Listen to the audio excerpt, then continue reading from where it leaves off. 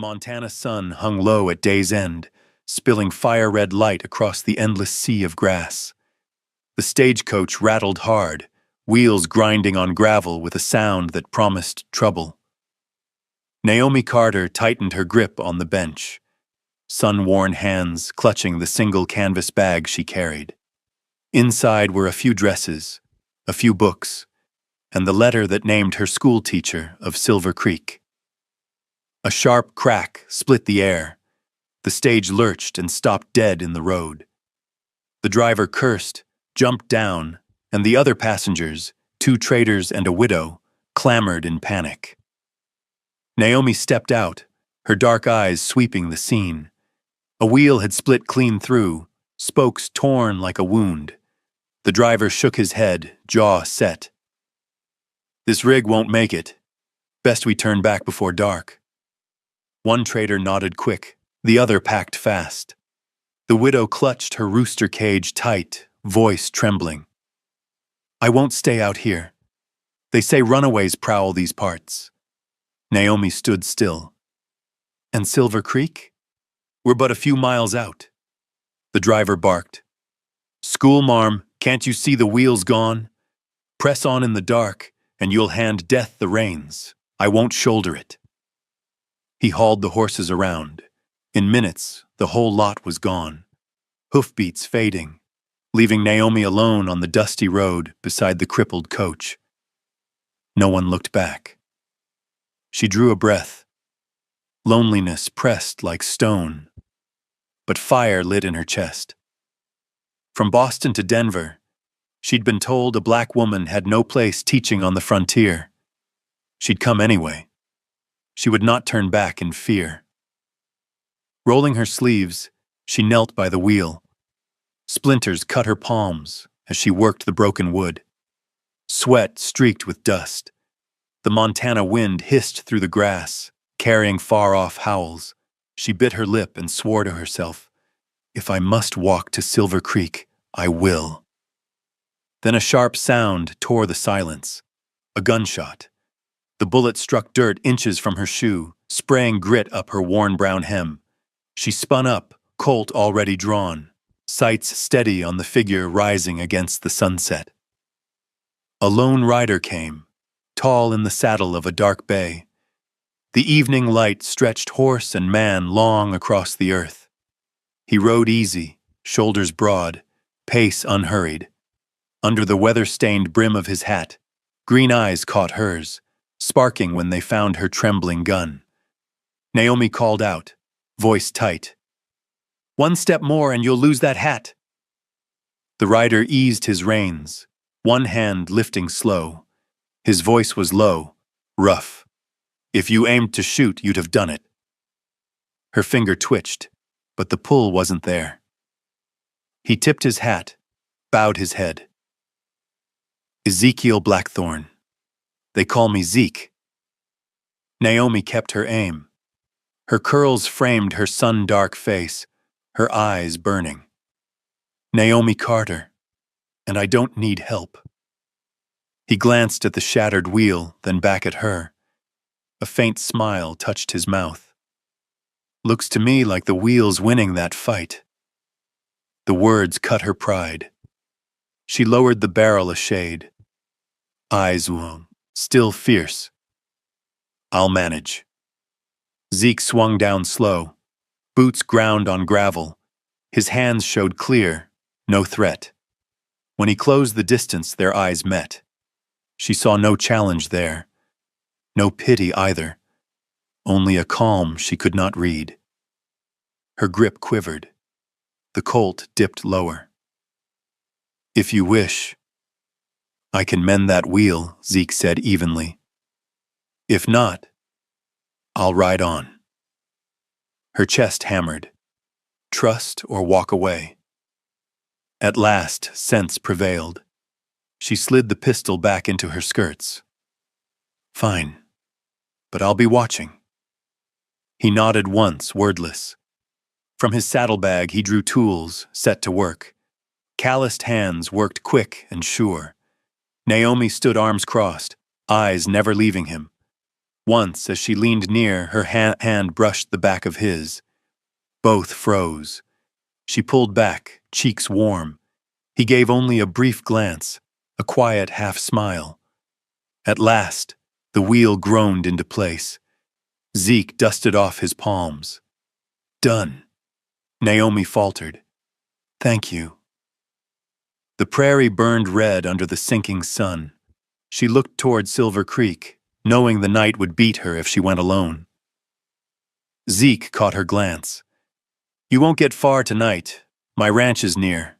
A roof, a keeper. By morning, I'll see you to Silver Creek. Her fingers tightened on her bag strap.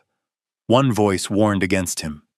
Another told her the real danger was staying here alone. She met those green eyes, found in them a steady calm, and for the first time that weary day, her heart eased. All right. Lead on.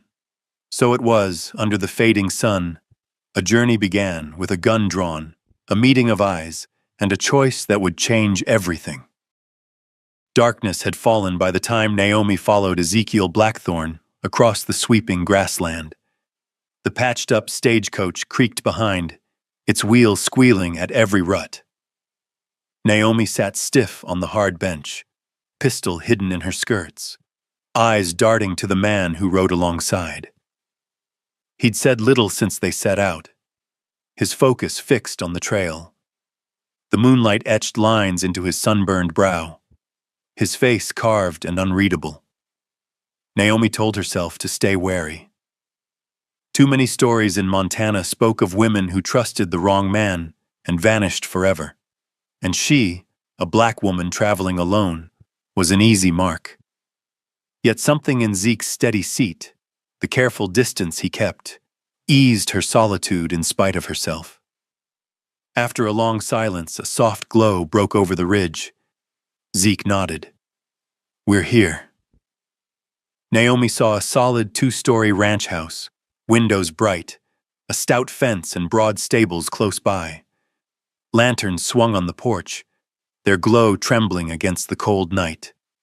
The sight, warm, alive, let her exhale. Zeke swung down, offered his hand. His grip was rough, his palm steady as it cupped her elbow. The touch startled her, but she did not pull away. Perhaps she was too weary. Perhaps trust, unbidden, had begun to root. The door opened before they reached the steps. A woman near 50, silver hair neatly bound, stood broad and firm, her eyes sharp yet kind. Arms folded, she regarded Zeke with a mother's reprimand. And where have you been till this hour? Doña Rosa, this is Miss Carter, Zeke answered low, steady, as if to soothe. Her coach broke down. I brought her here for the night. Rosa's dark gaze flicked to Naomi. A swift measure, then her mouth softened to a gentle smile. Come in, child. Night air spares no one, least of all a weary girl. Naomi inclined her head, still guarded, though Rosa's tone laid a balm over her heart. Inside, the kitchen smelled of bread and stew. Naomi sank onto a wooden bench, her dress coated in dust, shoulders heavy with fatigue. Zeke shed his gloves and hat, washed at the copper basin, and set to helping Rosa carry the pot. The meal was plain. Bread, beans, stew, and greens still steaming. Naomi could not recall the last time she sat beneath lamplight before a full plate. In Denver, her suppers were scraps taken alone, under watchful eyes.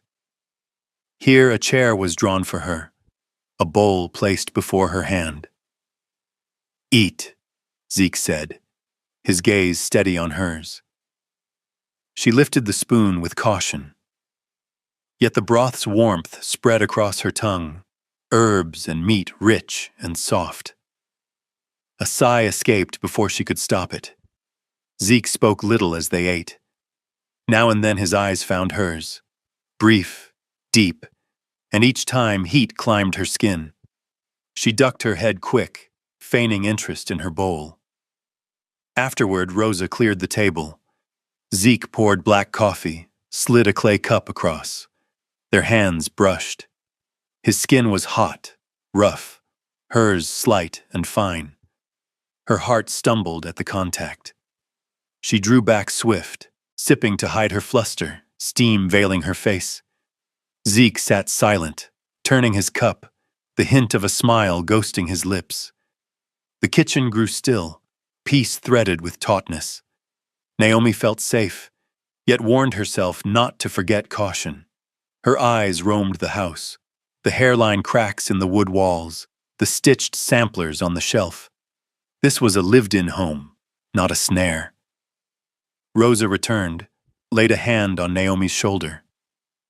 The guest room's ready upstairs. Clean sheets, blankets warm from the fire. Rest, girl. Tomorrow's a long road. Naomi thanked her. Rising, her eyes brushed Zeke's. For an instant, she caught something there. Not possession, but a steadying promise. It made her pulse quicken, though not with fear. "Thank you, Mr. Blackthorne," she whispered. He gave a short nod, a flicker of a smile, and opened the way to the stairs. Naomi climbed step by step, her hand still warm from the coffee cup he'd passed. Within her, two forces wrestled, the armor of caution she'd worn her whole life, and the fragile spark of safety she scarcely dared name. Below, Zeke's slow tread echoed as he cleared the kitchen. Outside, the wind hissed along the plains, yet inside, warmth filled the timbered house. Naomi pressed her hand to her chest, whispering into the quiet. Am I truly safe, or stepping into another fate? But when she lay back against clean linens, pine scent faint in the small room, her eyelids grew heavy, and for the first time in many nights, she slipped into sleep, carried by the dim sense that somewhere close, a lone rider kept watch. Dawn spread pale gold across the distant peaks. Mist clung to the wide grasslands, silvered by the rising sun. Naomi stepped onto the blackthorn porch, her dress neat, her curls tucked beneath a scarf. She'd slept more soundly than she had in weeks, yet as her eyes found Zeke saddling his horse, her chest tightened with something strange, something both foreign and familiar. The stagecoach stood ready, its wheel mended enough to move. Still, Zeke insisted on escorting her to Silver Creek. Naomi meant to refuse. She had no wish to owe him more.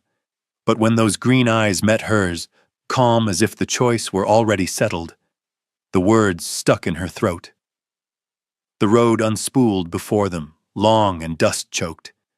The stagecoach rolled slow, wheels rumbling under the morning light. Zeke rode alongside, back straight, gaze sweeping the horizon like a silent sentinel. Naomi held the reins, yet her eyes strayed often to the rider keeping pace. Montana shone alive. Rolling hills wore spring green, pine woods threw shadows across the valleys, and a band of antelope darted past, hooves drumming the dry earth. Naomi's breath caught. This world, it's so vast. Zeke's mouth tugged into a faint smile. You've seen nothing yet. Come summer, these fields will bloom with wildflowers. So many colors a man forgets the bite of winter. Naomi's eyes glimmered. Boston came to mind. Its crowded streets, its pressing stares, the way a black woman kept her head low to pass unnoticed. Compared to that narrow life, Montana was another universe. Harsh but immense, cold yet whispering of freedom. Zeke broke the quiet. And you? Leaving the city behind, coming alone to Silver Creek to teach. What truth drove you here? Naomi's smile bent soft, her voice laced with memory. My father used to say, knowledge is the one weapon no one can steal. He taught me to read at 7. When he died, I swore I'd carry that gift wherever it was most needed. Something eased in Zeke's eyes. Silver Creek needs you more than you know. Those children, all they learn is farm work and street fights. Naomi gripped the reins tighter, her voice firm. I don't fear hardship. I fear doing nothing, letting them believe they're meant for no more than that. Her words hushed him. His gaze left the horizon, resting on her instead. In that moment he saw the quiet force within her, a strength that bore no steel, yet could still command the prairie to listen. The trail jolted. The coach slammed a rock, throwing Naomi forward. In an instant, Zeke's hand caught her wrist, steadying her upright. His touch was rough, warm, enclosing her skin. Naomi's breath stuttered. Their eyes met, hers wide, his sharpened by unhidden concern. She pulled back quick, pulse racing. I'm fine. Zeke gave a short nod, silent, though his eyes lingered long enough to make sure. The coach rattled on. Naomi faced forward, hiding her flushed face, but her heart carried the echo of that moment. An unsettling spark she had not let herself feel since her father's death. By noon, they stopped at a brook. Zeke watered his horse while Naomi washed her hands in the icy current. Her scarf slipped, revealing the coils of her hair. Zeke noticed, his eyes catching before he turned away, feigning care for his reins. Naomi saw it, and her lips curved into the faintest smile. For once, she was not being judged, only seen. Their meal was bread and smoked meat, plain fare, yet beneath the pines it tasted rich. Naomi spoke of Boston, of hiding in her father's library with books forbidden to women. Zeke told of winters that starved cattle, summers that burned dry, and a boyhood bound to the ranch. I've grown used to being alone, he admitted, staring at the scars on his hands. But at times, I wonder what I've missed. Naomi's silence was heavy. His words struck deep, for she too questioned if her choice, to journey west, to stake her life in a place so raw, meant giving up some safer, gentler path. Yet looking at him, she knew she was not the only one carrying that doubt. By afternoon, the prairie opened wide, fields of wildflowers spread in purple and gold. Naomi gasped, "It's beautiful." Zeke glanced her way, lips tilting. Takes a certain kind of eyes to see beauty, where others see only the hard edge. Naomi turned to him, their eyes locking once more. This time she did not look away. A quiet kinship passed between them, soft as wind over grass, making Montana feel a shade less foreign. Night began its slow descent as the hills darkened on the horizon. Silver Creek lay just a few miles on. Naomi's hands steadied the reins, but fear no longer pressed so sharply. Beside her, Zeke rode firm, his sidelong glances speaking a wordless vow of safety. And Naomi knew, whatever awaited tomorrow, tonight, she was no longer entirely alone. Silver Creek came into view at dusk, the last light painting the scattered pines red along the valley rim. Naomi Carter gripped her bag tight as the stagecoach rattled down the dusty main road. This was no Boston crowd nor Denver bustle. Silver Creek was small, its back pressed to the mountains, its front stretching into open prairie.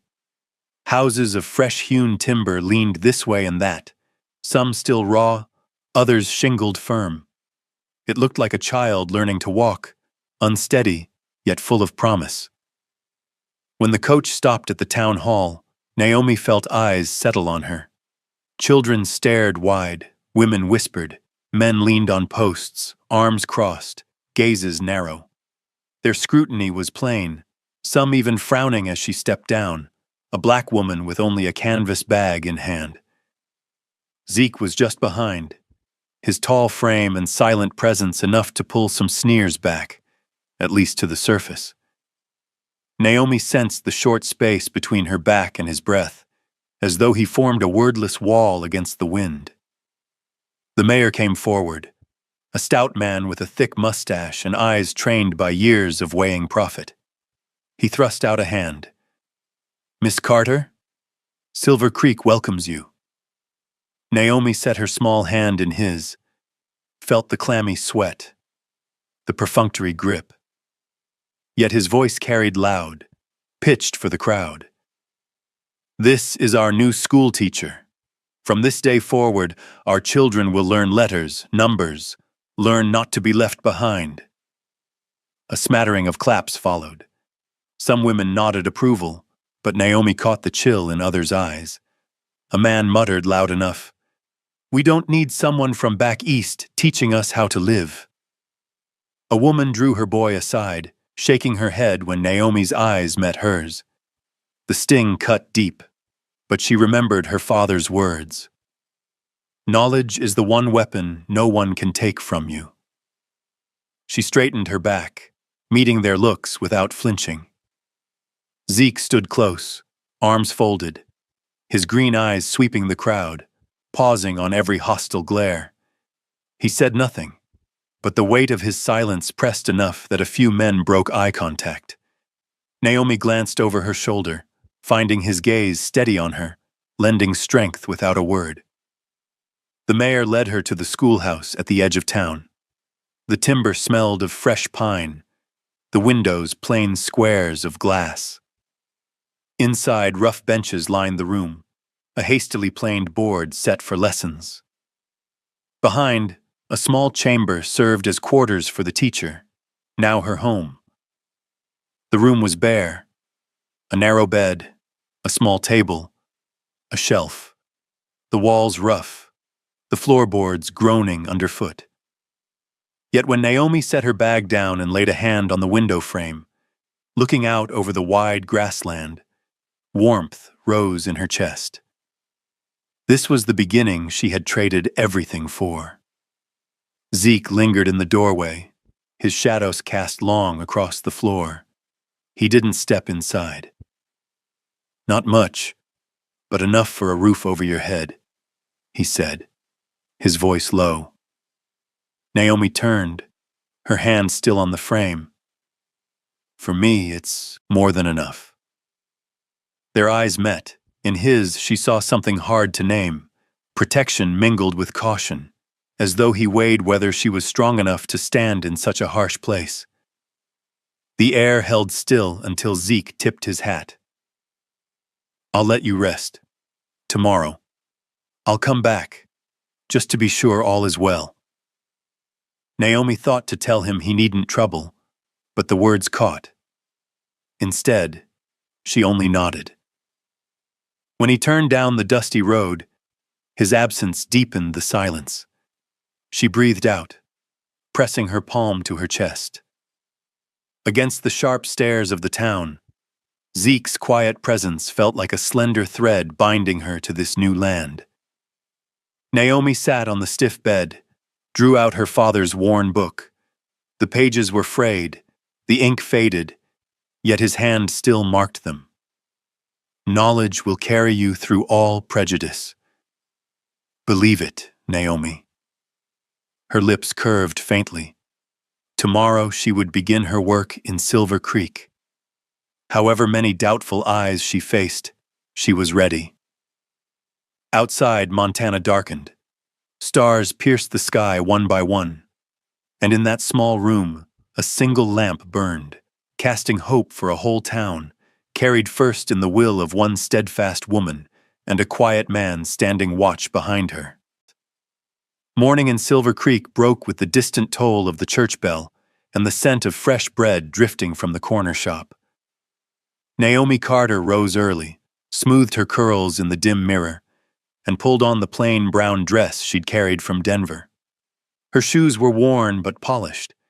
Today she would stand before her first class, a class no teacher had lasted more than a few months to keep. The schoolhouse still smelled of new timber. As Naomi stepped inside, dawn light poured through the square windows, catching dust on the benches. The gray board bore rough edges. She laid her books down, her hand trembling for a moment. Then she remembered her father's words. Knowledge is the one weapon no one can take, and you must give it to those who need it most. Small footsteps shuffled outside. The door creaked open. Faces young and older peered in. Children barely 6. Lanky boys hardened by farm work. Girls clinging to mothers' skirts.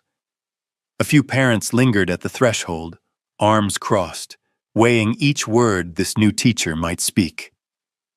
Naomi stepped forward, her voice steady. "Good morning. I am Miss Carter.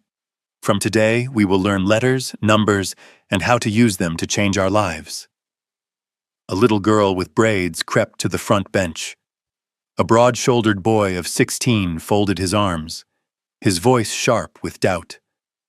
"I'm near grown. What use is learning? I can plow and herd without words on paper." Snickers followed, and some parents nodded approval. The air thickened. Naomi drew a breath, walked to his desk, and laid a piece of chalk there. Her eyes held firm. Knowledge does not care for color, gender, or age. It helps you mark your harvest, reckon your profit, read a contract, understand the law. It is what shields you, so no man cheats you blind. Her tone was low but unbending. The room hushed. The boy scowled, then looked down at the chalk. He did not answer, but neither did he leave. Naomi turned, wrote her name in even strokes across the board. Naomi Carter. She faced them, her gaze sweeping the room. Every soul here has worth. I do not care how old you are, whether you are son or daughter, nor where you come from. All of you have the right to learn, and I will remain here to teach you. Some children's eyes widened. Parents murmured, but the scorn in their faces had eased. The day stumbled on. Some children balked. Some laughed to hide their fear. Naomi pressed forward, letter by letter, number by number. She taught the youngest their alphabet, guided the older boys through sums on the board. Out of the corner of her eye, she noted parents still watching, still testing whether she could last. Then she glanced through the window. There, leaning against the fence, stood a figure she knew, Zeke Blackthorne. His hat brim shadowed half his face, yet his green eyes were clear, fixed on her. He did not step inside, only stood watch. When their eyes met, Naomi's heart stumbled. In that instant, the doubt, the whispers, all fell away. What remained was the unspoken trust in his gaze. At day's end, as children gathered their things, the farm boy from the morning came forward, less hardened now. He scratched his head, muttering, "Could you show me how to write my name? I never have." Naomi smiled, placed paper and pencil before him, and guided his hand. When he clumsily scrawled his name, his eyes lit with wonder. Naomi saw it then. Faith had begun to root. A little girl stepped close, holding out a wild violet. "For you, miss, because today I learned the word light." Naomi took it. Her chest warmed. That tiny flower carried more weight than praise ever could. Outside, Zeke tipped his hat, then turned away, leaving her in the quiet schoolhouse. Naomi stood with the bloom in her hand, knowing the first day, fraught with doubt and trial, had closed with a seed of hope. She sat at her desk, opened her small notebook, and wrote the first line. First day, hard, but a few eyes have changed. That is enough to go on. Autumn's chill had begun to creep across the Silver Creek Valley, yet that afternoon sunlight still lingered gold along the ridges. Zeke Blackthorne drove his wagon to the schoolhouse, sleeves rolled at the wrist, a quiet smile flickering beneath his hat brim. Naomi Carter stepped out after the week's lessons, chalk dust on her hands, her face tired yet alight. "Come with me," Zeke said simply, his hand extended. Naomi hesitated, then nodded, for there was calm in his gaze. She climbed beside him, her heartbeat quickening. The road wound farther than usual, through fading fields and pine-shadowed trails. As dusk fell, Naomi asked softly, "Where are we going?" Zeke's smile held a trace of secret. "A place my grandfather called Heaven's Mirror."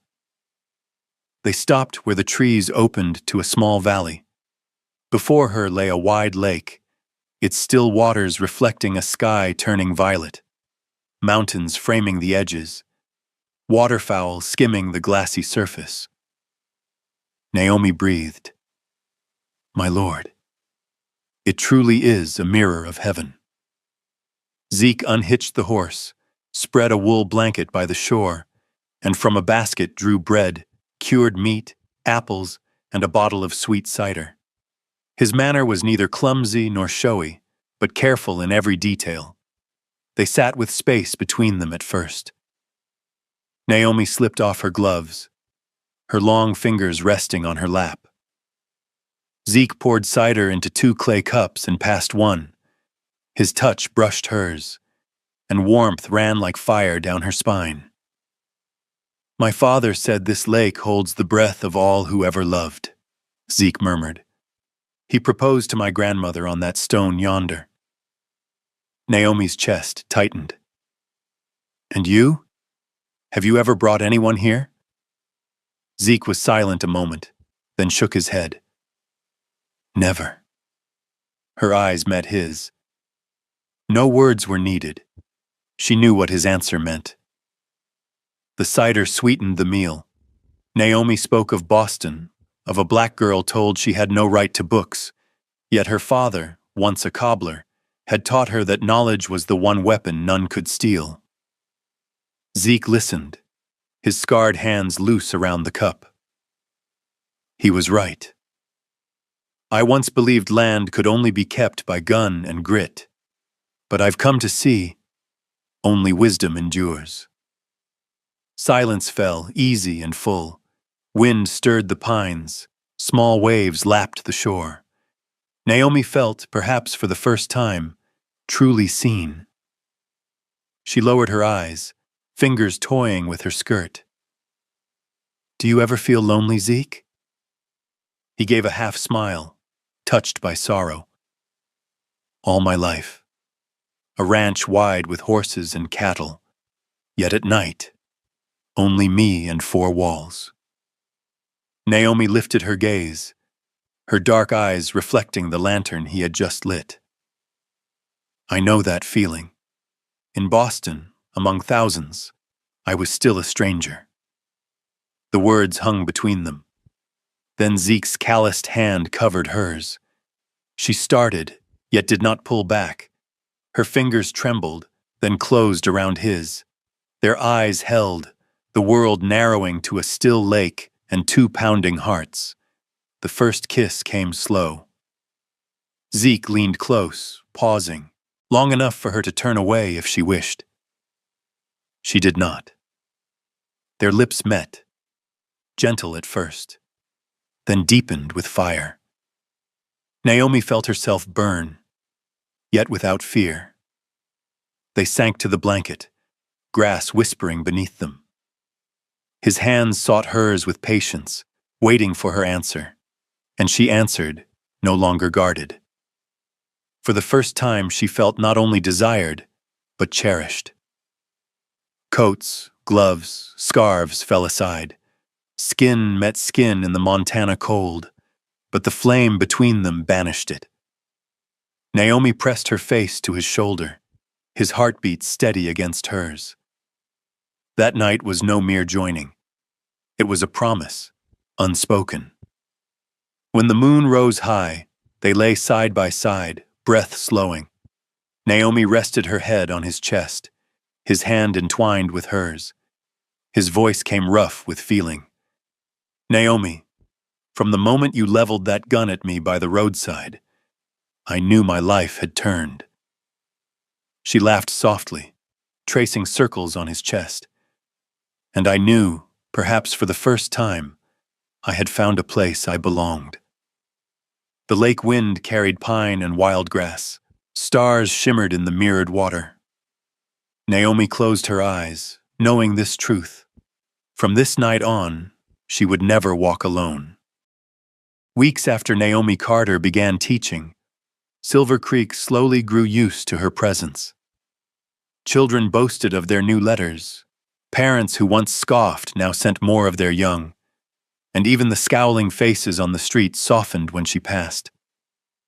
The schoolhouse had become a small but steady flame in the heart of the town. But peace never lingers long. One cold morning, word spread fast. Men from the Montana Mining Company had ridden in.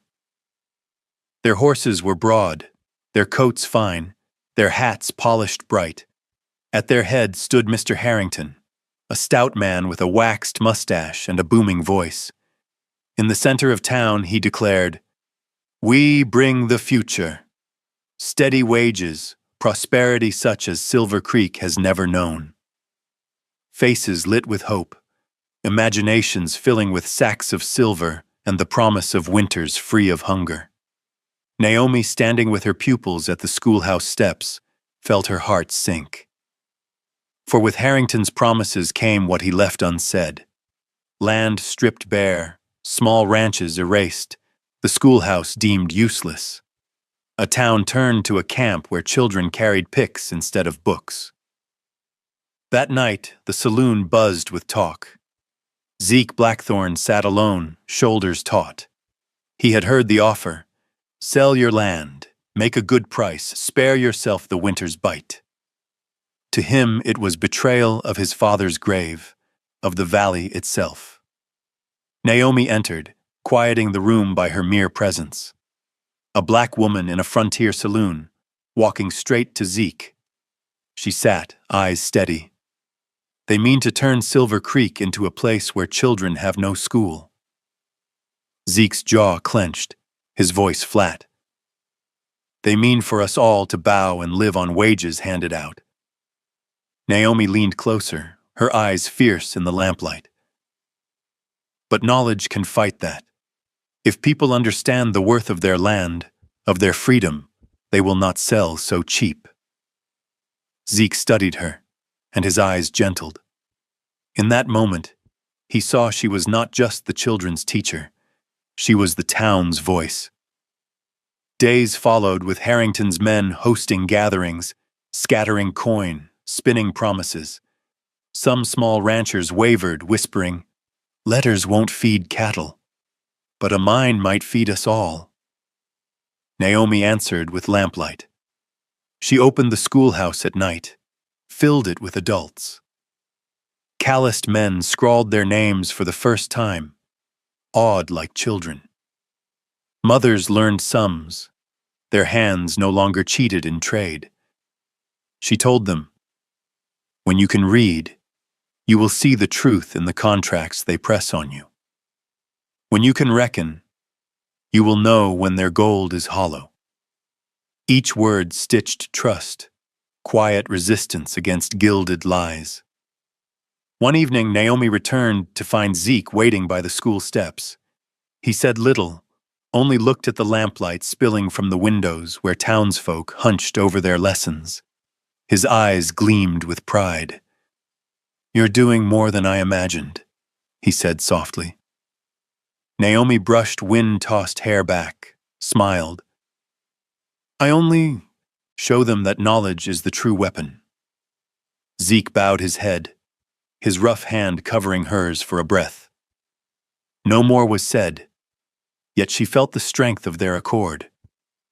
Still, the current deepened. One night, Harrington hosted a grand feast, wine flowing, the mayor and wealthy ranchers at his table. His voice rang smooth. "Schools, books, all costly. If Silver Creek wants wealth, it must place faith in the mine. We will build homes, open shops, bring civilization. Some nodded, eyes glittering with gain. But the mayor hesitated. He had heard the scratch of pencils at night, seen children reading in the street. Deep down, he knew Naomi Carter had planted a seed no gold could buy. That night, Naomi sat by her window, staring over the plains. In the distance, Harrington's torches glimmered like false fireflies. Beyond them stood Zeke's lone figure, steady as a post holding the valley firm. She whispered to herself, "This fight will not be with guns, but with faith and letters." Next morning, she greeted each child by name as they filed into class. Their laughter, their new written pages rang clear. Naomi knew the undercurrents in Silver Creek had begun to stir, but she no longer feared. For at last, this town had a true school, and beyond its window, a man kept silent watch, not just for her, but for the future of Silver Creek. November winds swept Silver Creek, stripping the last leaves from the trees until bare branches reached skyward like withered hands. In that cold air, a rumor spread sharp as frost. "She's no teacher," voices muttered in the market. "A black woman from Boston, no proper papers, no real certificate." It did not rise from nowhere. Montana Mining Company had sent a lawyer from Helena, a man with a ringing voice and a bundle of stamped documents. He stood in the street and read aloud the charges. Naomi Carter held no certified license in Montana territory. Her family history was unclear, her credentials unfit. The crowd gathered, faces uncertain. Parents fretted aloud. If it's true, what use is the learning? Who will recognize it? Naomi heard the news while closing her schoolroom. Chalk slipped from her hand, her chest constricting. Just that morning, her pupils had raised eager hands, eyes shining with their first halting sentences. Now it all seemed fragile, threatened by prejudice and a stack of lies. She sank into a chair, face in her hands. The words echoed, unfit, unworthy, fraud. For all her years of fighting, of outlasting scorn, here in the town she had begun to call home. Her faith faltered. Heavy boots crossed the porch. The door swung wide. Zeke Blackthorne entered, removed his hat, and set it down. He saw her trembling, came forward, and crouched to meet her eyes. "Look at me, Naomi." She lifted her gaze, tears brimming. His calloused hand closed over hers, steady, not to force but to remind. There was a pillar beside her. "You are not alone," he said, voice low and firm as oak. She wanted to argue, to cry that prejudice was too strong, that the whole town might turn, but his gaze, unshakable, stilled her tongue. The next day, the town met in the church to discuss the teacher. The lawyer laid out his papers, reading clauses and seals as if truth itself. Silver Creek deserves a recognized teacher, not a woman with a shadowed past. No certificate, no standing. You cannot entrust your children to such a one. Murmurs stirred. Some parents nodded.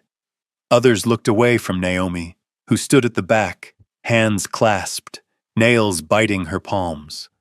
Her throat was dry. She longed to speak, but found no breath. Lies, though thin, weighed heavy. Then footsteps rang. Zeke strode forward, towering like a wall. He needed no papers, no polished speech. His voice carried deep. "I have seen Miss Carter teach children their letters. I have seen grown men sign their names for the first time because of her. You may wave your false seals, but the truth stands here before you." His eyes swept the room. If Silver Creek turns its back on her, it turns its back on its own future. Silence fell. Then from the corner, children cried out, "Miss Carter taught us to read." Their voices rang pure, undeniable. Afterward, Naomi returned to the school. On the blackboard still lingered her morning's chalk, "Knowledge is freedom." The words trembled under lamplight, as did her heart. The door creaked open. Zeke entered quietly, reached her side, and took her hand. "You've planted the seed. Don't let them tear it out." Naomi met his eyes. In them she saw the faith she had lost only hours before. For the first time since arriving in Silver Creek, she let herself rest her head against his shoulder, letting him share the burden. "I'm afraid, Zeke," she whispered. "I know," he answered, his arm tightening. "Courage is not the absence of fear. It is stepping forward in spite of it." Naomi closed her eyes, breathing deep. In his hold, belief returned. Belief that she was not alone, and that her path was the right one. That night, she set her pen to her journal, the words shaky but sure. "They may spread rumors, they may sow doubt, but I have my pupils, I have faith, and I have a hand that will not let go." She lifted her eyes to the window. Outside, Zeke's tall shadow patrolled the yard, outlined against the stars. Naomi smiled faintly. Silver Creek's trials were far from over, but now she no longer feared. That morning, a notice was nailed to the schoolhouse door. "Classes suspended by order of the town committee. The instructor is unqualified." The seal shone red. Harrington's crooked signature sprawled across like a stain. Naomi stood still, wind tugging her brown dress, her hair stirring in the pale sun. Children clustered close, clutching her skirt, eyes wide with worry. Parents lingered at a distance, whispering unease. The old rumor now wore the weight of paper and ink. Her throat tightened. Hands trembling, she ripped the notice free, tearing it to shreds and letting the scraps scatter. Gasps rippled through the crowd. Yet Naomi's voice rose, thin but unyielding. "This school does not belong to me alone. It belongs to all who hunger for knowledge. If they lock these doors, then we will learn beneath the sky." That afternoon, she spread blankets on the meadow at the town's edge, the mountains looming beyond. Zeke hauled a rough plank to serve as a board. Children gathered with notebooks and stubs of pencils, forming a circle. Parents hesitated, then sat down too, their pride masked, but their eyes expectant. Naomi opened her worn notebook, her voice carrying across the grass. "Knowledge is the one weapon no man can steal. With a book in your hands, no chain can bind your mind. Where understanding shines, darkness cannot deceive." Faces grew still. Calloused farmers, wide-eyed children, Zeke standing behind with arms crossed. All listened. Naomi went on, firmer now. "Those were my father's words. He had no wealth, no station, but he gave me his greatest treasure, the belief that learning is the path to freedom." At the meadow's edge, Harrington and his men watched with smirks. Yet when they saw children recite the alphabet in unison, when they saw a farmer scratch his name on paper for the first time, those smirks faltered. The sun dipped low, casting gold over the field. Naomi led the class in reading aloud. Freedom, justice, knowledge. Their voices rose with the wind. Some grown men and women brushed at their eyes. Zeke stepped forward, laying his hand on Naomi's shoulder. She stilled, heart pounding. He faced the crowd, his voice deep as rolling thunder. "They would turn this town into a mine camp.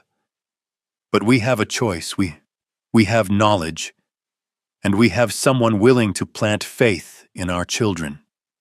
Naomi looked around and saw for the first time suspicion turning to resolve. A young father raised a crumpled sheet covered in shaky letters. "No one will take this school from us. A woman spoke out, voice trembling but clear. My daughter read her first word because of Miss Carter. I stand with her. The answers spread, ragged at first, then swelling like a tide. Silver Creek, divided by fear and profit, began to find its voice. Naomi knelt with a little girl, guiding her hand to right light. The child's eyes shone bright. Naomi glanced back, catching Zeke's steady gaze. He nodded once, a silent vow. I will not let them break you. She breathed deep, whispering to her father's memory. I have spoken your words, and they have heard. The seed you gave me, I now scatter for a whole town. As the sun set, pink light washed over every face. The outdoor lesson ended, but the echo remained.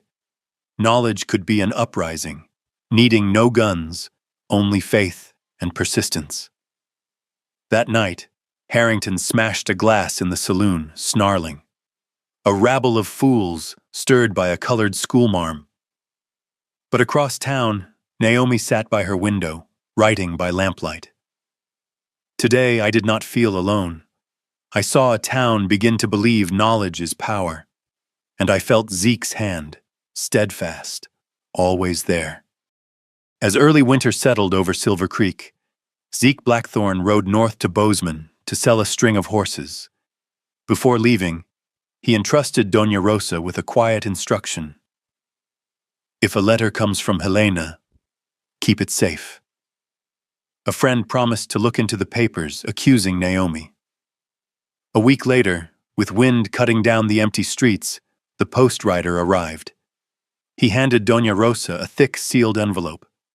Her hands shook as she opened it.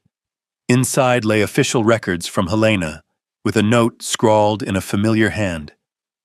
Zeke, I found the proof. The charges against Naomi Carter are forgeries. Montana Mining bribed a clerk to invent them. Enclosed are the originals and signed verification. Use them. Doña Rosa pressed the packet to her chest. That evening, when Naomi returned from teaching under the open sky, Rosa placed it into her hands. This is the truth, Nina. Zeke's friend sent it. Now we can fight. Naomi unfolded the papers, eyes tracing seals and signatures. Her chest tightened, then eased. Tears welled, not of despair, but of release. At last, the truth has a voice. On the day of the town meeting, the church overflowed. Farmers, mothers, miners crowded the pews. At the front, Harrington's lawyer spread his documents like a gambler, certain of his win. Naomi stood with Rosa, and Zeke had just returned, towering as if he had carried the mountains back with him. The lawyer's voice rang smug and sharp. Once more, Silver Creek, I remind you, Naomi Carter has no valid certificate. Will you let your children's future be guided by someone with no standing? Murmurs swelled. Some parents nodded, others looked away, uneasy. Naomi lowered her head, hands knotted in her skirt. Then Zeke stepped forward, laying the Helena papers on the council table. These are certified records. The accusations were bought and forged. Montana Mining bribed officials to discredit her. Gasps rippled. The lawyer paled but sneered. More forged papers. Will you believe a colored woman and her cowboy over a company offering prosperity? The air thickened, the town divided. Naomi's heart plummeted. Fear clawed again. From the back, a child's voice cut through. Miss Carter taught me to read. All eyes turned. 6-year-old Anna, braids trembling, clutched a crumpled sheet of letters. She stepped forward, voice shaking. I want to read to everyone. Silence fell. Naomi's hand flew to her mouth, tears streaming. Anna sounded out slowly, then stronger. No, ledge, is, free, dom. Her small voice struck like thunder. She read on, steady now. No one can take away what I've learned. A farmer leapt up, waving his own rough paper. I learned my letters from her too. No one will take this school, a mother cried out, clutching her child's hand. My girl wrote her name for the first time. That is worth more than your bags of silver. Applause cracked, scattered, then surged until the church shook with it. Voices rose. Carter! Carter! The lawyer's tongue failed him. The mayor, face drawn, lifted his hand. The council rules. The charges are baseless. Naomi Carter remains our teacher. Naomi wept openly, hands covering her face. Zeke reached for her, clasping her hand firm. You are vindicated. Doña Rosa's eyes gleamed. Justicia, at last. Naomi looked around, faces once skeptical, now radiant with pride, children cheering, neighbors embracing. And through it all, Zeke's gaze anchored her, unwavering. She whispered through her tears, I am no longer alone. That night, the school glowed with lamplight. Townsfolk streamed in, repairing desks, scrubbing boards, laughing, singing. Children scrawled letters on slates, their voices filling the dark. Naomi sat at her teacher's desk, eyes wet, smile unbroken. On the porch, Zeke leaned against a post, watching. He knew the fight with Montana Mining was not over. But tonight, Silver Creek had chosen the light. And he had chosen Naomi, without doubt, without hesitation.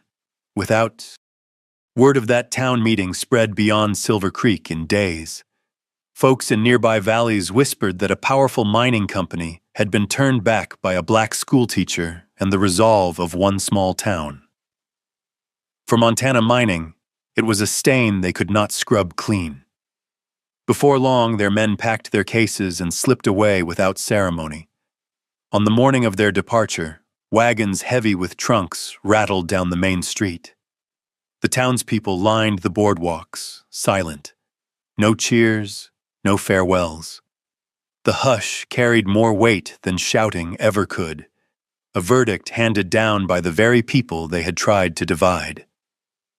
Naomi stood among them, Zeke beside her. When the last wagon disappeared over the ridge, she exhaled, a long breath that lifted the stone from her chest. They won't be back, Zeke murmured. Naomi nodded, her gaze fixed on the horizon.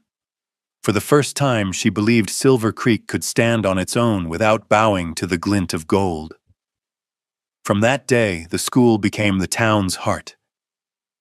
Children filled its benches, but so did grown men and women, hungry for letters and numbers. The mayor signed the charter himself, declaring Silver Creek School official, and pledged funds for a small library beside it. At its dedication, neighbors brought their treasures, worn Bibles, family journals, even hand-copied ledgers. They placed them on fresh pine shelves, a gift to all. Naomi walked the rows, fingers brushing spines, eyes glistening. This is what my father dreamed of, she whispered to Zeke. He stood close, his smile steady. And now it's more than a dream. Day after day, Naomi's voice carried across the room, warm as lamplight. Children laughed as they scrawled their first words. Farmers stumbled through sentences. A silver-haired widow wept as she signed her own name for the first time. Naomi clasped her frail hand, smiling softly. Often, Zeke leaned against the doorway post, tall frame shadowed in the glow. He spoke little, but when Naomi's eyes found his nod said enough. Pride, promise, love unspoken. Once, as she told her pupils, a community is strong only when every voice is heard. Her glance drifted to the door. Zeke's answering smile told her he understood she was speaking to him as well. The town itself seemed reborn. Neighbors rebuilt corrals, opened shops, planted wheat. The market bustled with laughter instead of rumors. In the evenings, Naomi and Zeke walked the street together, children running to greet them, grown folk tipping hats. They were no longer just two people. They were the emblem of a community's renewal. At the Blackthorn Ranch, Doña Rosa still ruled the kitchen. She teased that the stove had never burned hotter, with neighbors and pupils always stopping by. Naomi smiled, knowing the truth in it. The ranch was no longer just Zeke's. It was a gathering place for hope. One winter's night, snow falling thick outside, Naomi read by candlelight to her class. Love and knowledge together will sustain a community forever. When she looked up, Zeke stood at the window, shoulders dusted white, eyes alight. That gaze wrapped her in warmth stronger than fire. Silver Creek had been restored not by mines, but by trust. The school and its library stood as living proof. Generations would remember that here, a black teacher and a quiet cowboy had sown the seeds of tomorrow. In her year's-end journal, Naomi wrote, "I thought I came to Silver Creek only to teach. Now I see I came to learn, to believe in people, and in myself. And in every look Zeke gives me, I know I've found home." Closing the book, she stepped onto the porch. Zeke was splitting wood under the moon. At her sound, he lifted his head. In the silence, their eyes held. No words were needed. Both knew the road ahead would hold trials, but Silver Creek had chosen light, and together they would guard it. Years passed after Montana mining was driven out of Silver Creek. The once uneasy town now wore a new face. Fresh timber houses rising along the main street, a bustling market, the church bell echoing farther than before. But above all, the school had become the heartbeat of the community. What had begun as one modest room now held two new wings of solid pine. A lantern-lit library brimmed with donated volumes from neighboring towns, open day and night. Naomi Carter was no longer the lone teacher. Several of her former pupils had returned to the classroom as instructors, carrying forward her conviction that knowledge could transform lives. Each morning as roosters crowed on the ranch, Naomi stepped into the school to hear children's voices reciting in chorus. In their eager eyes, she often glimpsed herself, hungry, unyielding, ready to break barriers. At times, she remembered that first day, armed only with a chalkboard, a handful of chalk, and a doubtful town. Life on the Blackthorn Ranch thrived as well. Alongside the herds and rolling grass, the sound of children's laughter filled the air. Naomi and Zeke had a son, Ezra, his skin fair, his curls brown, his eyes a blend of his mother's warmth and his father's steel. Rosa had chosen his name, whispering, "It means to help, to uplift." Ezra grew between two worlds, mornings with his mother learning letters, afternoons with his father mastering reins and saddle. Naomi laughed when he read a verse aloud, only to beg for another ride through the pasture. Zeke would smile, pride in his gaze. "He'll be both," Zeke said often. "A boy who knows books and bridles." Naomi's hand rested on his shoulder.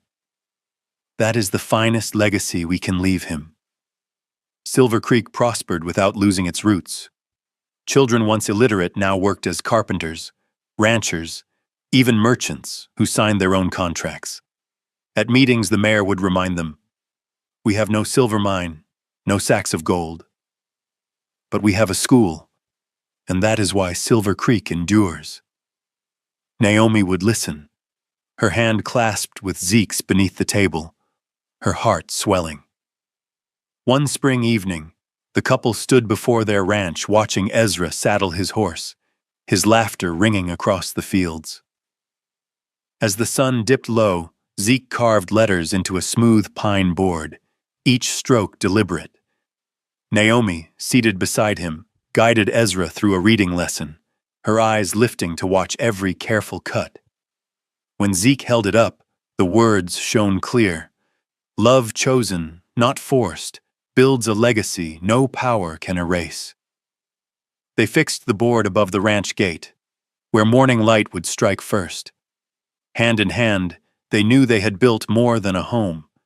They had shaped a legacy, one rooted in love and freedom that no ambition could erase.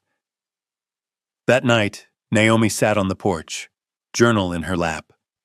She wrote, "I once came to Silver Creek with only a hope to teach a few children. Now I see a community learning to trust itself. I see a man who became the anchor of my life. And I see our son, Ezra, growing in both love and liberty. This is the true legacy." She closed the book and looked skyward. Montana's stars stretched endlessly. Zeke came out, draping a coat across her shoulders. No words were needed, only a glance, a smile. Together they knew that every loss, every doubt, every trial had led to this moment. And Silver Creek, under the quiet moon, bore witness to a love freely chosen, a love that birthed freedom, and a legacy no power could erase. Naomi and Zeke's story ends here, but its echo lingers. From a broken wagon wheel to a wooden board carved with truth, their journey proved that what is real can outlast prejudice and greed. In Naomi we see the yearning to be respected. In Zeke the steadfast strength to protect. And perhaps we too long to leave behind our own wooden sign, a legacy of trust, love, and integrity. If this story touched your heart, share your thoughts in the comments. And don't forget to like, subscribe, and pass along these Wild West love stories, simple, soulful tales for generations yet to come.